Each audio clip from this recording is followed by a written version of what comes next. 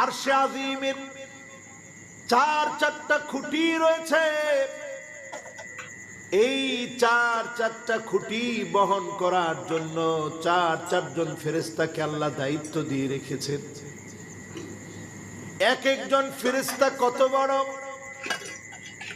এক একজন ফেরেশতা এত বড়।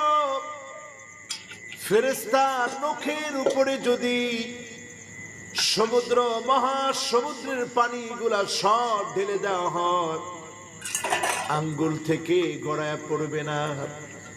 এত বড় যিনি আরশে আজিমের ফেরেশতাদেরকে বানিয়ে রেখেছেন তিনি কে?